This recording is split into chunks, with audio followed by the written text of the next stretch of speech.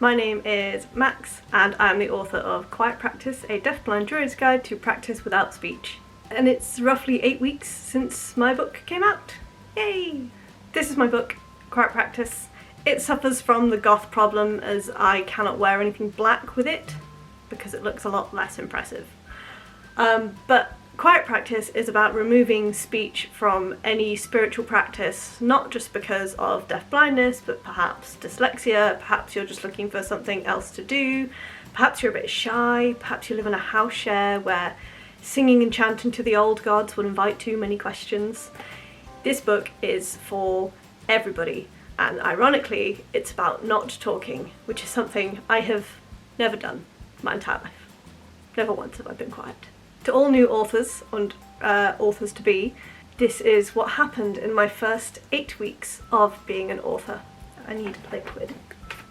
As you can tell, I have a bit of a cold. It's the perfect moment for me to not talk, and yet here I am. So thing number one, not to make it about money, but the book paid for itself in under a week, which I am super grateful for because I feel very supported. I didn't write this book to make money, I wrote it to help people who were in the same situation as me. However, it is nice to know that I haven't cost my publisher any money by publishing the book, and that people are interested in what I have to say, and that the book actually is finding its way to people who might need the help that it offers. As a first-time author, I was very concerned, I was very worried that my book wouldn't be successful and that it would cost money, it would never reclaim its own costs. So some of the costs being like the ISBN registration, the stock copies for the publisher for them to, have one and send them to where they need to be sent, and all that jazz, all the little things that I actually didn't really pay that much attention to. I didn't want to be a burden, which is a common theme in the disability community, is not wanting to feel like a burden, and it wasn't. And I've been assured by my publisher that everything is great and they don't regret publishing my book.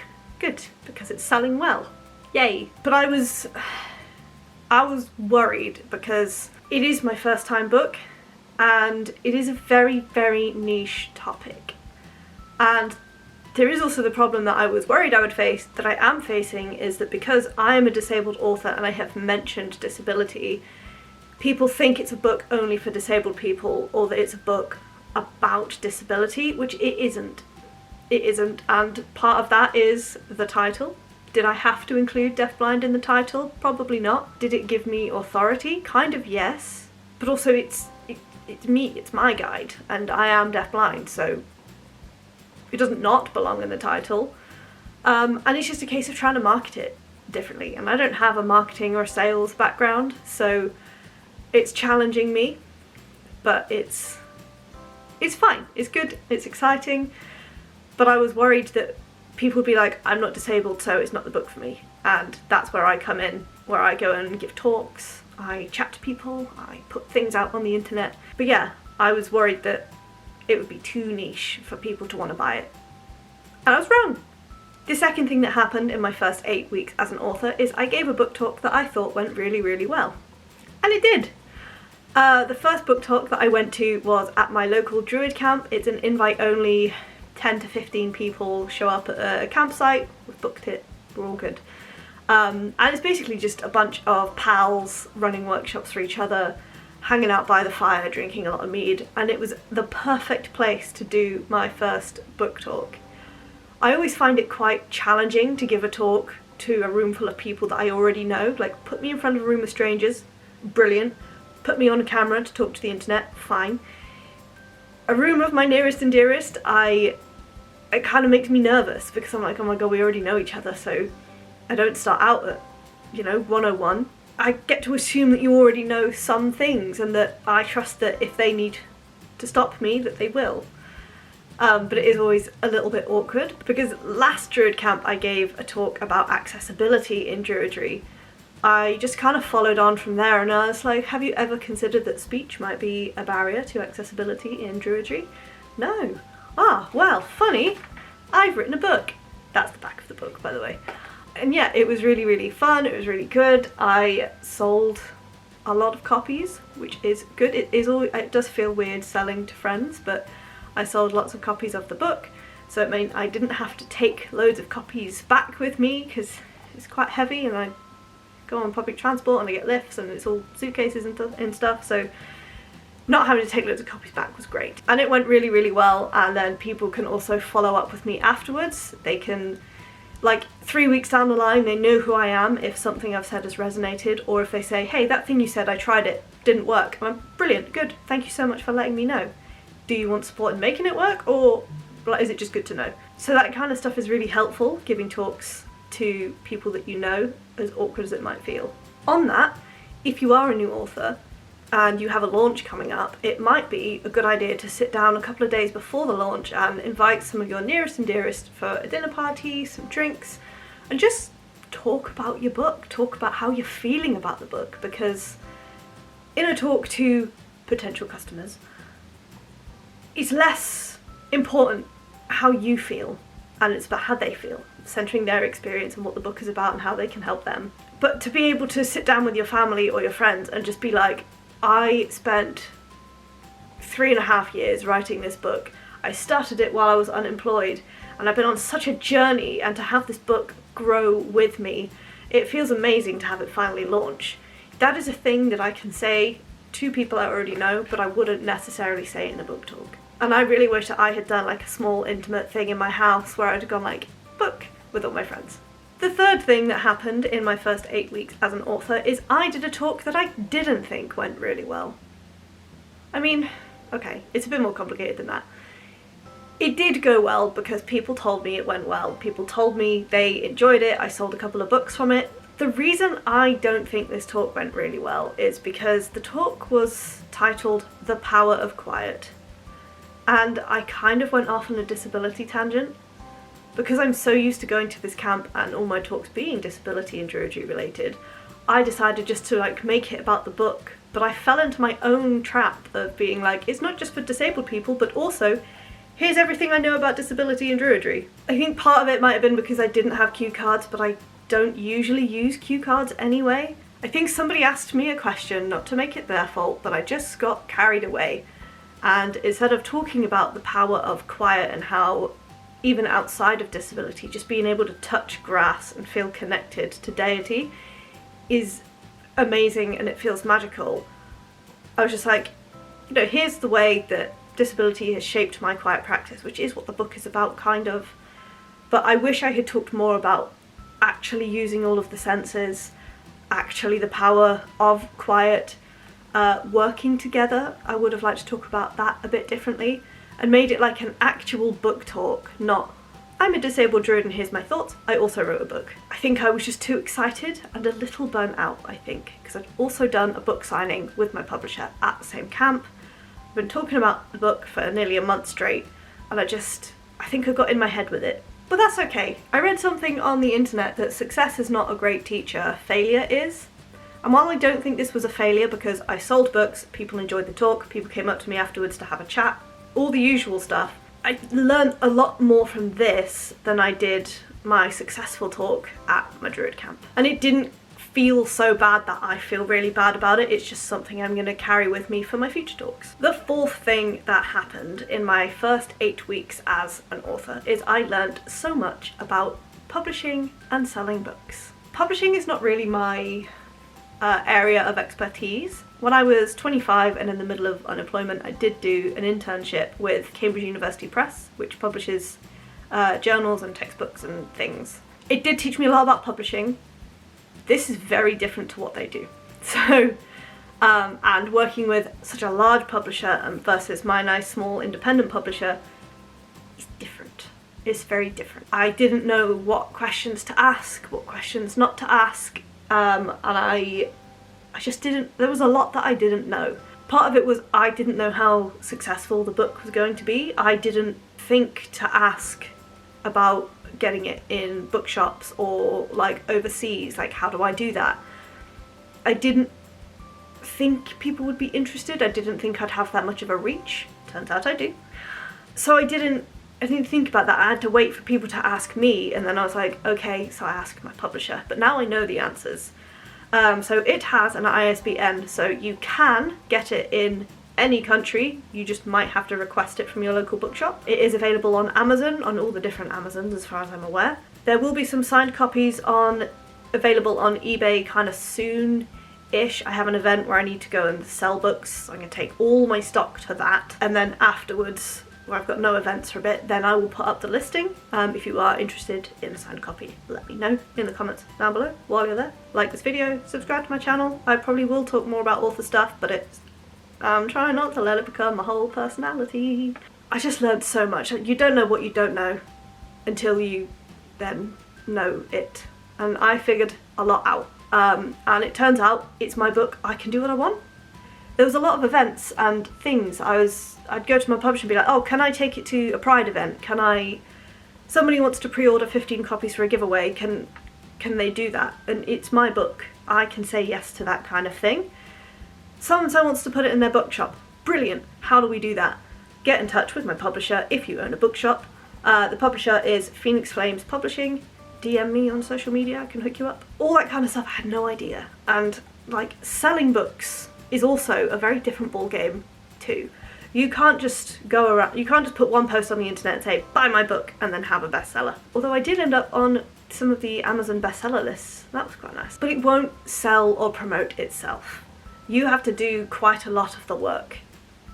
Your publisher will also do some of it, but it's your book. If you want it to sell amazingly, you have to put the work in.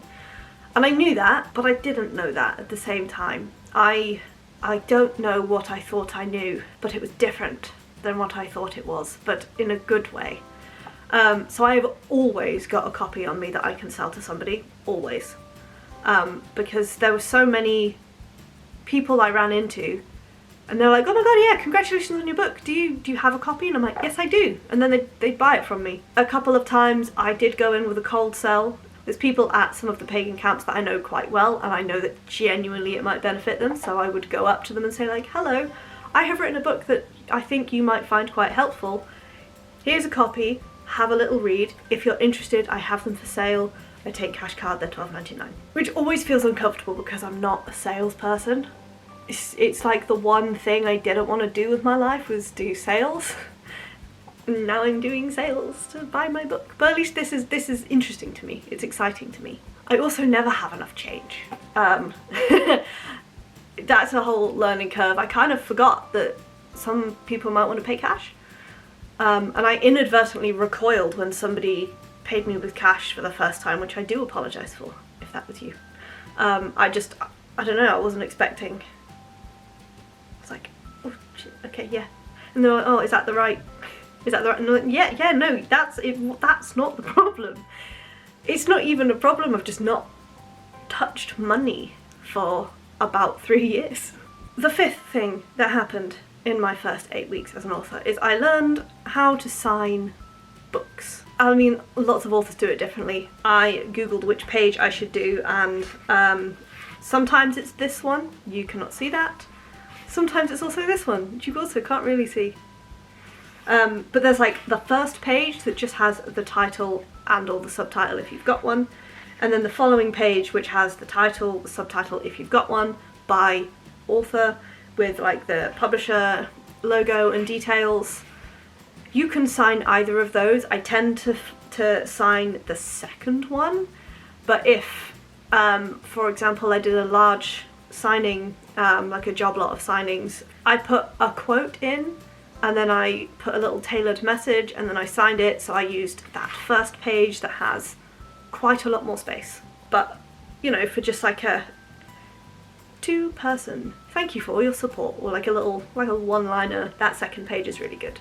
Signing the books intuitively, so you don't use your actual signature. If you didn't know, do not use your actual signature. That is a bad idea. Just sign it how feels most right to you. Don't try and, I mean, if you've got a pen name, obviously use that. Because my sign name is Mouse, I toyed with the idea of signing like Mouse, and I was like, no, but my name's on the front, like my actual name. So I'm gonna sign with Max, and I was like, shall I do it in a green pen all the time? And I signed my first one in a green pen, and I was like, gonna have to have this pen with me forever otherwise. Always test it first. I've been testing a pen on the inside of my wrist, so you can always tell if I've done a book signing because there'll be a little tiny scribble there.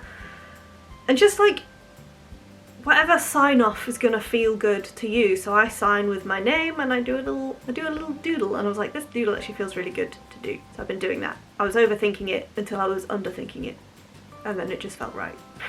So learning how to sign books confidently is really good. Asking people how you spell their name if you're not sure. What name shall I make it out to is really good.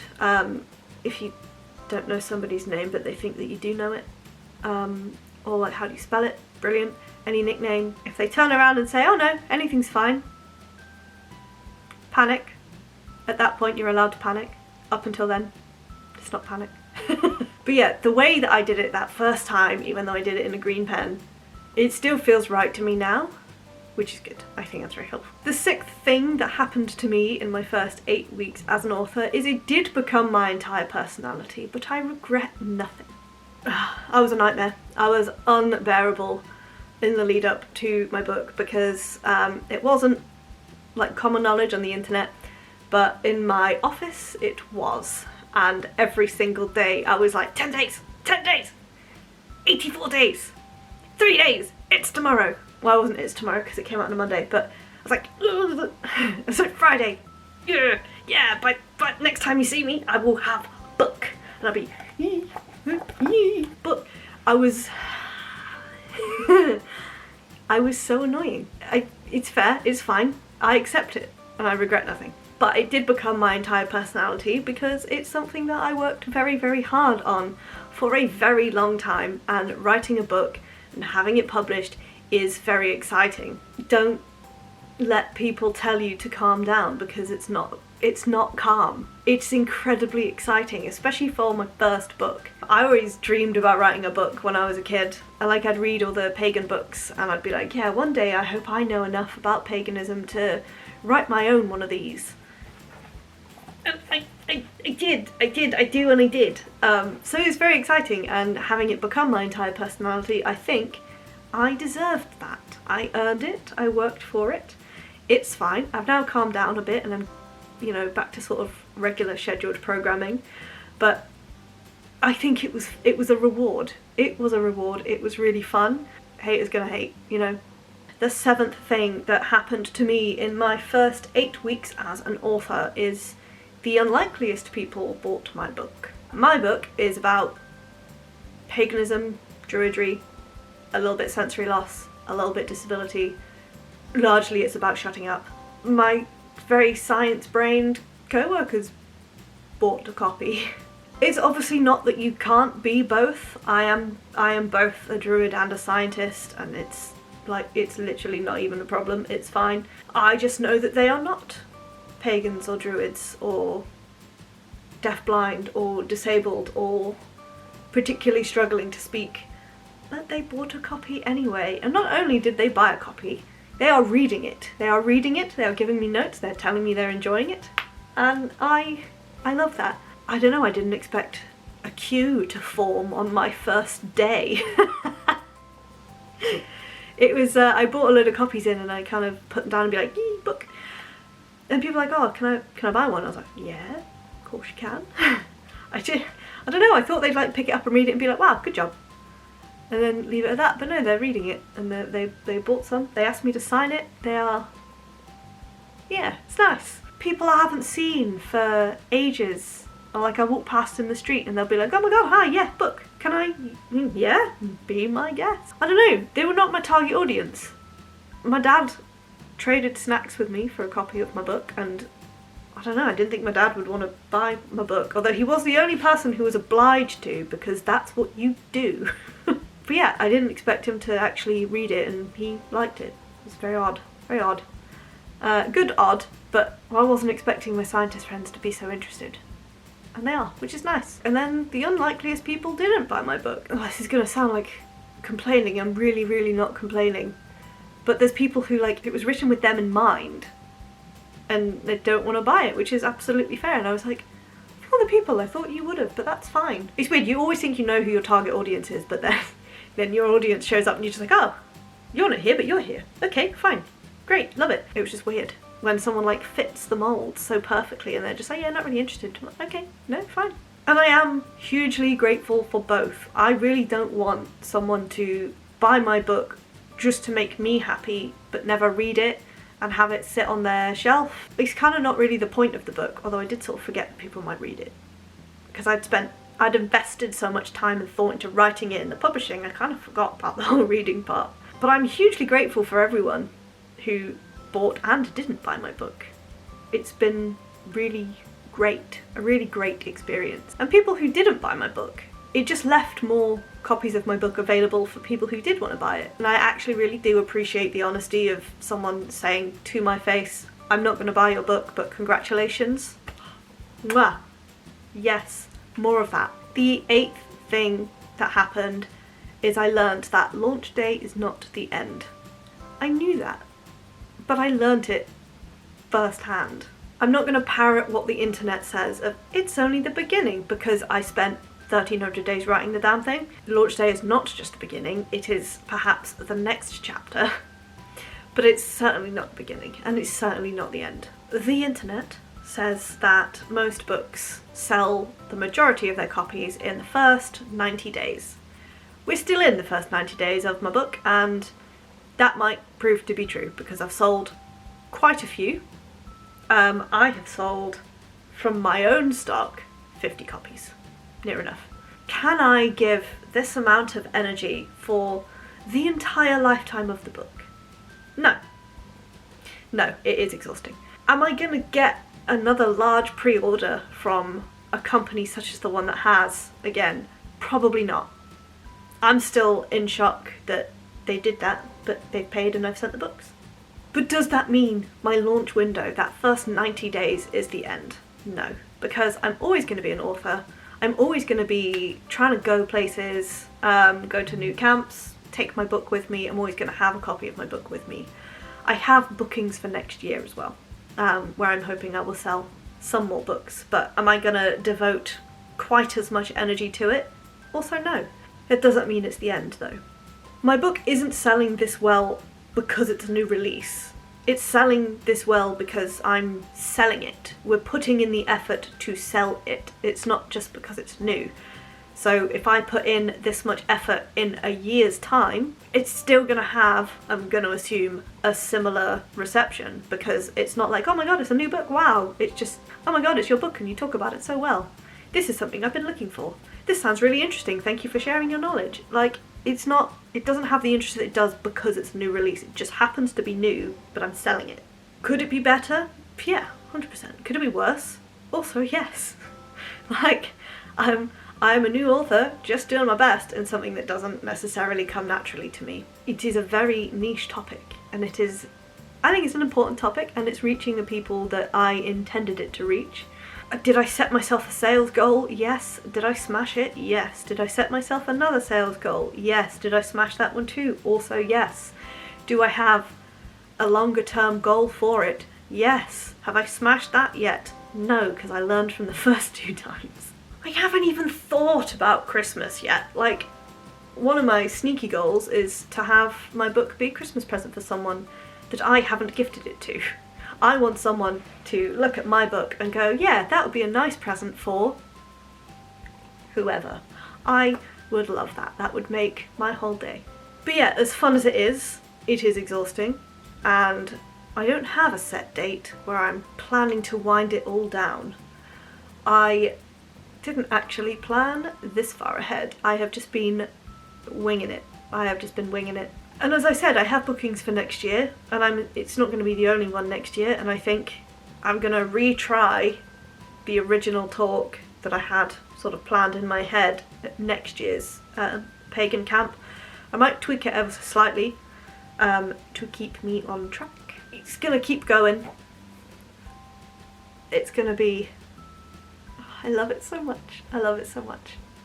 It makes me so happy. The pride doesn't stop either, because I was very proud on launch day, and I'm proud every day because I'm be like, yeah, it sold well. But also, as fun as it is exhausting, and I cannot keep up this level of effort for a year, 2 years, for the lifetime of the book. No, no, no.